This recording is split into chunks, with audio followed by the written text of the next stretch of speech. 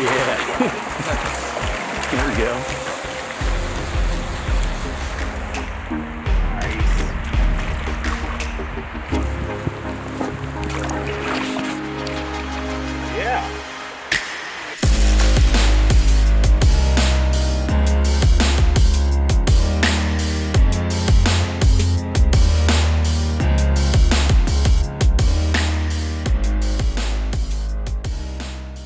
Well, howdy friends, Brian Flechsig at Mad River Outfitters in the Midwest Fly Fishing Schools, and we're here today on an undisclosed tributary to Lake Erie that should be chock full of steelhead, right? Hopefully so, Brian.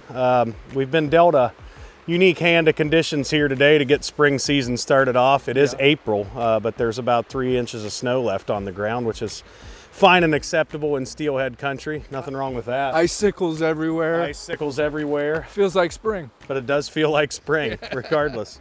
So we're gonna hopefully get after them. It's been, I've had a really busy couple of weeks here, starting spring steelhead season back in March, and been booked almost every day. Just been on the water, and we've had a great season, seeing a lot of fish. So hopefully we can come get some today. For those of you that don't know this guy, this is Josh McQueen.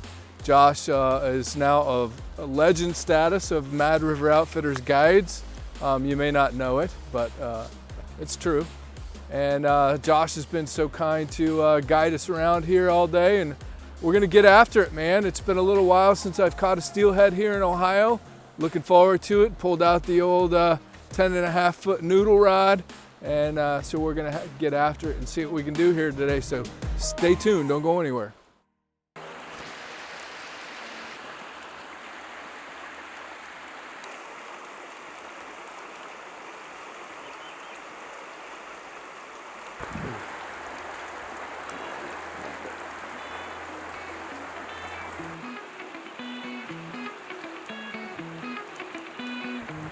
Go get him.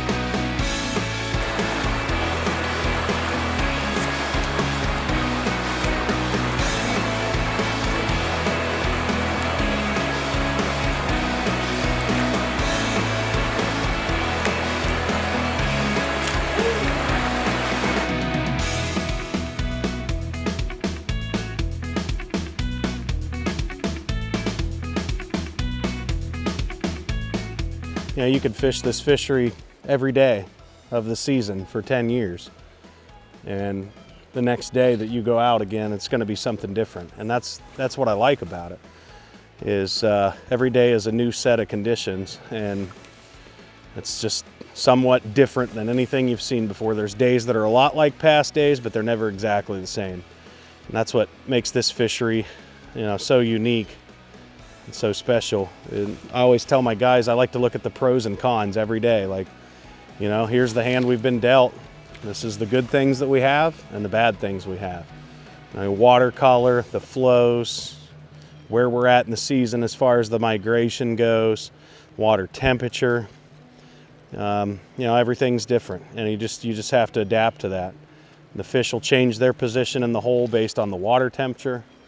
Change your presentation based on the water color, the speed of the water, the depth of the water. And you can just keep coming back and learning new things. These fish will continue to teach you things every day. If you're willing, if you're open-minded and willing to learn that, it's there for the taking. And that's, you know, every fish is different, just like those conditions, and that's what makes them special. You know, there's different colors to them, different looks to them. Sometimes they're fresh, and they're fresh out of the lake. You know, they're bright silver sides with a, you know, a green top, or sometimes a blue top. Those are really cool. As they're in the fishery longer, they just change colors as they go through their spawning phase. And then those fish start to drop back out, and the males tend to stay pretty dark, and the females kind of chrome back up, and just a little bit different every time. That's what makes it special. That's what makes it fun.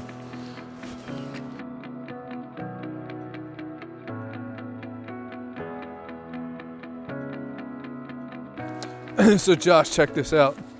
I pulled this rod out of the darkest depths of my cellar, my tornado shelter cellar. But look at this, the Mad River Outfitters, the custom noodle.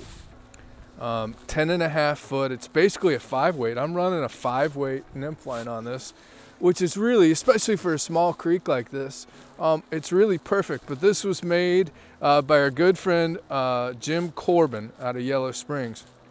It was made on January 4th, 2001. You were probably still a young pup back then. Pretty young pup. Yeah, Just started driving the year before that. Well, what we used to have to do, you know, back in the days, back in the 90s and early 2000s, companies really weren't making rods that were suited for this fishery. So what we used to have to do, I mean, there was John Nagy, Jerry Darkus, a guy named John Bodner, the fish man. Kind of all of us we were taking these St. Croix, and they're literally spinning rods. It's a noodle rod blank, 10.5 foot, and our good friend Jim Corbin, a master rod builder, was putting these together for us. And holy crap, man, we sold a lot of them. This is number 578. That's a lot of custom rods back in the day. But since then, Scott was kind of the first one with Jerry Darkus' coaching. And then all these companies. What rod are you fishing there today? I'm fishing a 9 foot, just a 9 foot 8 weight Axiom 2. Nice. I have a lot of 9 foot 8 weights because it's a good all around rod in Ohio. Probably a little heavy sometimes for Steelhead, but working out fine here. But on a you know, I like a single hand rod on a small creek like what we're fishing now. When I get to the bigger water, I like to throw my 2-hander. I like to throw an 11 foot switch, be it a 6 or an 8 weight. But I mean, whether it's 9 or that 10.5 foot, single-hander rods are really, find them pretty handy on these small streams like this. Yeah. And on this one, believe it or not, I'm actually throwing Rio's 6-7 switch line, even on the single-hander, because I find that it mends well. I can get a lot of stack mending done with it and really roll cast very easily. Just lay it over with a little wrist flick and make nice roll casts into some of these longer holes. Sure. So Josh has a 9 foot 8. I got a 10.5 foot 5. Certainly a happy medium. The number one selling rod through the shop over the years has been a 10 foot 7 weight. That's going to be your day in, day out. Kind of do a little bit of this, a little bit of that. But you know, a 9 foot 7 or 8 weight on the smaller creeks, and then go up to maybe a 10 or 11 foot rod on the bigger creeks with a switch rod.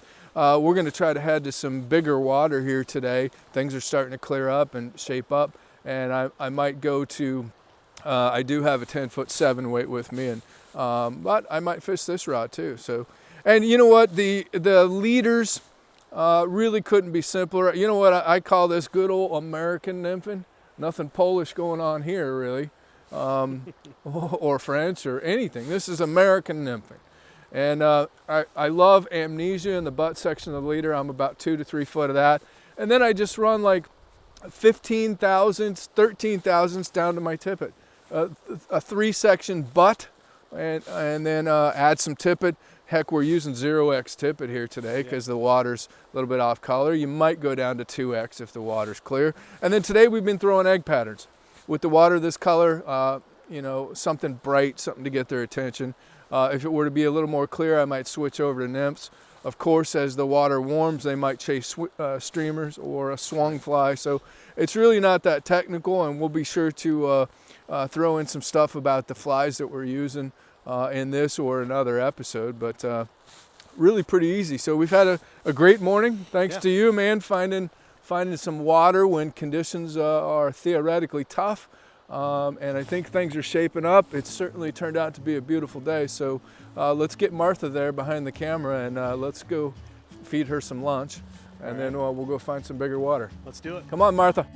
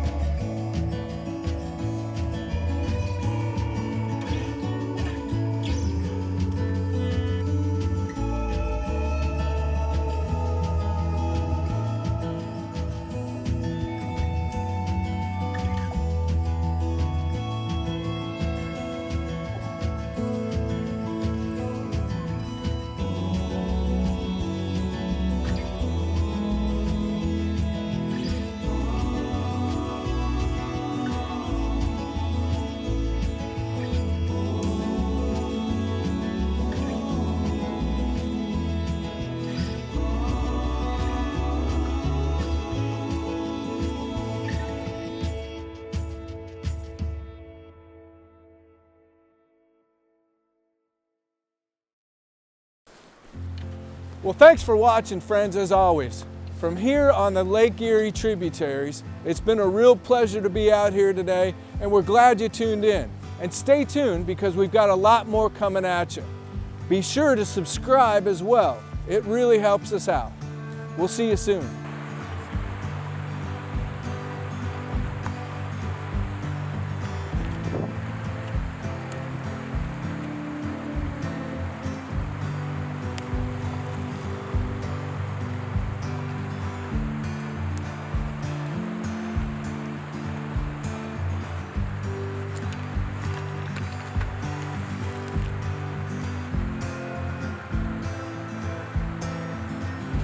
If you like this video, hit subscribe.